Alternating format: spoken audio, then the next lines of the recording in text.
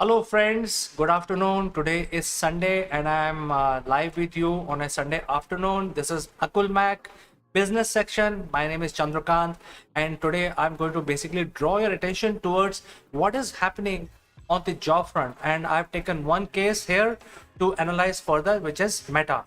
So, as you know, Meta is a new name of Facebook, and they are actually having trouble time. So we will basically analyze the whole detail, what is going on, what is the reason behind uh, first hiring and then putting people on the chopping block. All that we will understand in today's live stream. So since we are live, your messages can display on the screen. I can take up your questions, any query, any observation, or any sort of comment. Kindly feel free to send in your comments. All right, let's begin.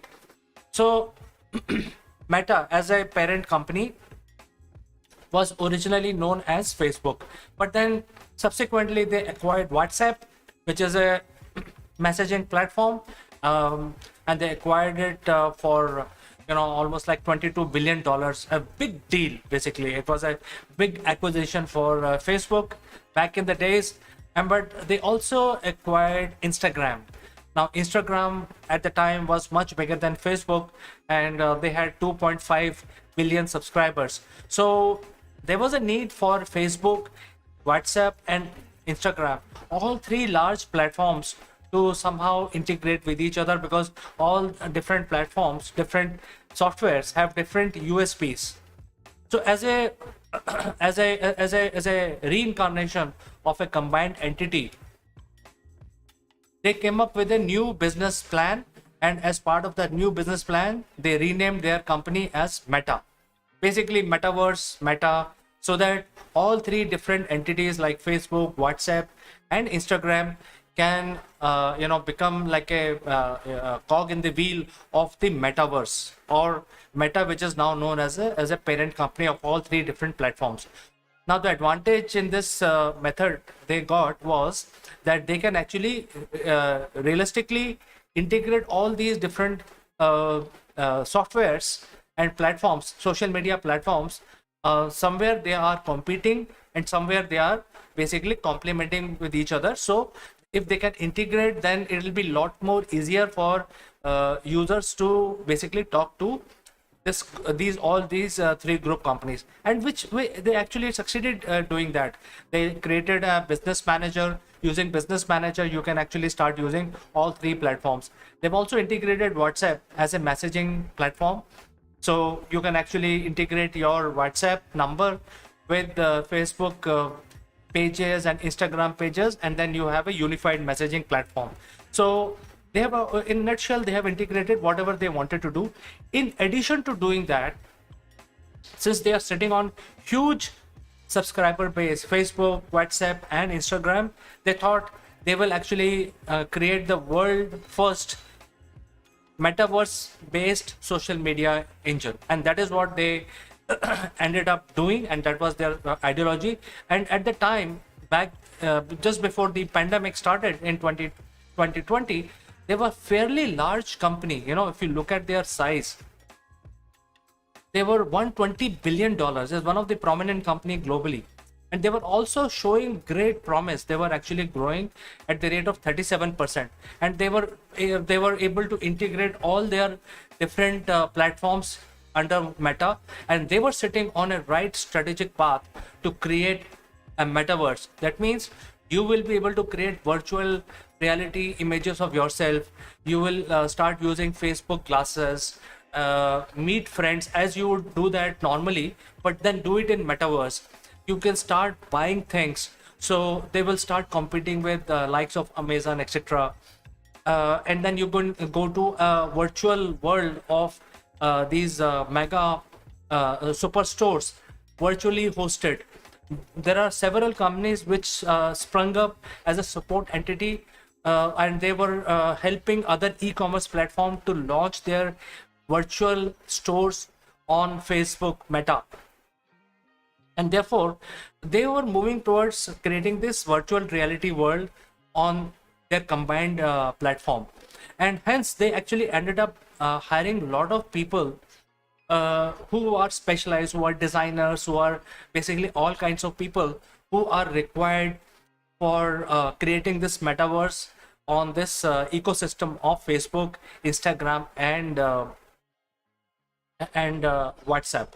However, uh, when they actually started thinking about creating this metaverse, they actually realized that there is going to be a lot of augmented reality and a lot of virtual reality components will be required. And so this is now taking a different shape altogether, where AR and VR resources were hired, and these are very expensive resources, friends, as you know. They are very specialized programmers. They carry lot of machine learning, AR, VR skill sets, and in order to support their efforts, suppose these new generation programmers, they create AR and VR system, convert the entire Facebook into a augmented reality platform. The users will have to access it somehow. The accessibility right now is through a browser, but then user like you and me will have to access it through a virtual reality device. So they came up with the concept of Facebook Glass. We covered the Facebook Glass in detail and on our channel also. So they came up with this kind of a methodology where every user will have a glass, and then they don't require a browser, because every functionality of Facebook will be built into glass, and it will be voice activated, or you can actually do gestures using your fingers. So if you say one finger, two finger, so these are the commands. So it would make the usage of meta platforms like Facebook, WhatsApp, and Instagram much more user friendly, and you don't need any device. You just need a glass and all the commands. A glass will also have a camera, so you can actually go around shooting while talking to your friends. It will have the earphone, using which you can have a real-time interaction with your friends, family, and your business partners. So that was the idea. However, the idea was fantastic, but it's ahead of its time. So they basically struggled to monetize the entire idea, because the entire company of social media, all the social media, they basically sell advertisements, and that's how they make money. Once they are able to sell the advertisement and offer reach for a certain price, then the private companies pay them, and that's how they actually take care of their expenses, employee salary, and also business growth. So they actually ended up hiring a lot of these specialized resources. Post 2020, they ramped up rapidly. And by the way, friends, you must be knowing that they are almost like $150 billion company, but their total strength is only 80,000, 87,000 and odd. 80 to 90,000 is the strength. So a large so they have a large per capita income, very profitable company, only less than 100,000 employees worldwide, managing such a big network, and one of the most popular e-commerce or social media website, and the net worth is around 150 billion dollars. They are like sitting on a lot of money. However, they failed to monetize all this new initiative, and therefore they were actually spending a lot of money in maintaining their workforce pool, and that is where the problem started. And they also got in eyes of lot of regulatory scrutiny, because whenever they operate in different countries, and Facebook and Meta, they are essentially a global company. So when they operate in different companies, they also need to follow the guidelines set up by the legal framework of all the countries. So therefore the legal cost goes up, and they cannot maintain a standard offering worldwide. So the offering will slightly change depending on which country you are accessing their servers from. So if you look at the large chunk of market, the large chunk of market are basically four. If you look at the global map, the largest chunk is their own home country, which is US. So they understand their US legal system fairly well. They are a US based company, so they actually know exactly how to do business in US. No problem there. Then the other chunk is India. India has a lot of users. In fact, 3 to 4 times more bigger user base Facebook has in India, or Meta has in India, as compared to their home country. And the third chunk is EU, European Union, and that's also a big chunk, which is the third chunk. And the fourth chunk is actually beyond Facebook, because that is China, where a lot of people are there, but Facebook is not legally allowed. So in all these large chunks of the global population, India and EU has their own legal framework, and especially the data centers have to be built locally, and that is also true for EU, and that is also true for American companies. So UK is separate, and so on and so forth. So they actually got into a lot of legal scrutiny, whether Facebook or Meta companies are using the legal framework which has been set up by the governments of these regions or not. And because of that, their legal cost also went up, apart from paying salary to this newly hired, newly created group of technical people. So they got into this trouble of one side, they were not able to monetize. That means their revenue was getting hit, and their outflow was also increasing day by day. So these are the problems they faced, and because of that, they were forced to announce the first job cut way back in November 2020, where they were among the first big corporate to announce the layoff. I think today it's a common thing. Every company is laying off. However, they announced in November, when they laid off in one shot, in a month only, 11,000 people. So if you imagine the size of the company, almost 10% of the company was laid off on a single day.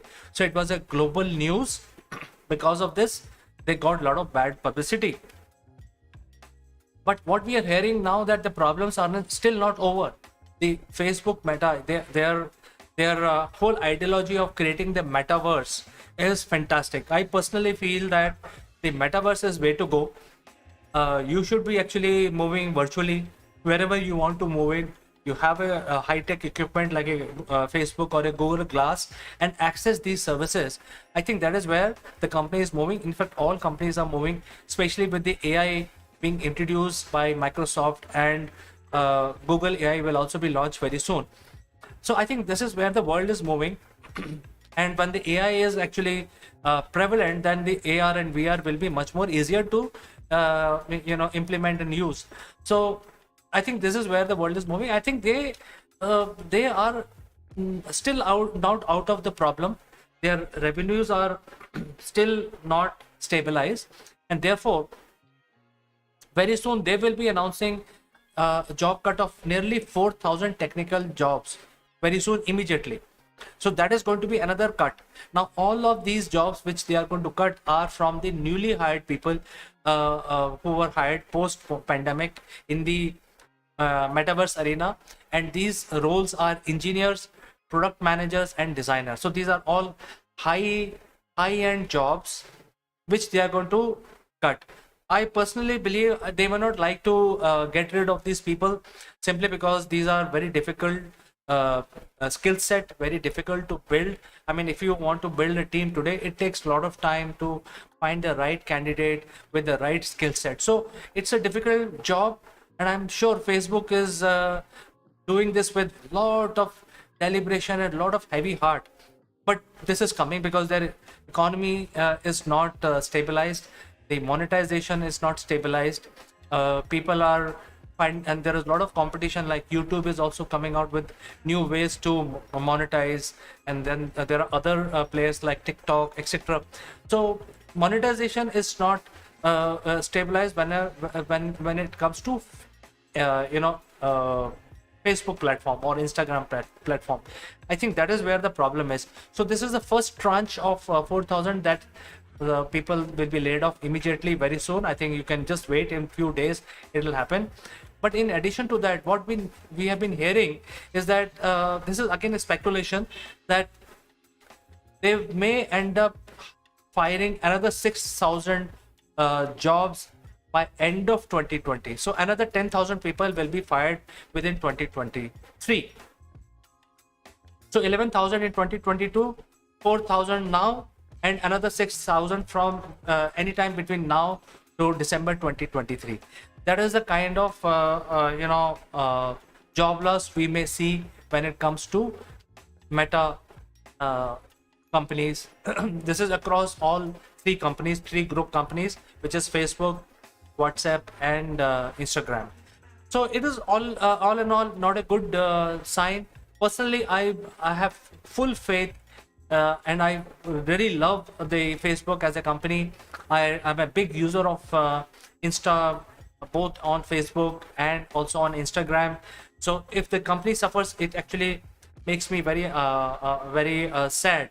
But sometimes we have to also talk about reality. So the reality is this, and that the layoffs season is still not over. And Facebook is not a unique company. There are laying off happening across the board, across all tech companies. So when Facebook is thinking of laying off certain people, certain roles, the other companies in the industry will also be thinking of doing the same thing. So friends, what do you think about this? I started talking to you on a Sunday afternoon also, so I like to know your comments. What do you think? And if you have any questions, feel free to shoot, and I will meet you tomorrow again in the business section, and I will take up your question if I missed answering any of your question today. So friends, thanks for watching, and I will catch you again in the next edition. Until then, have a nice Sunday. Bye bye.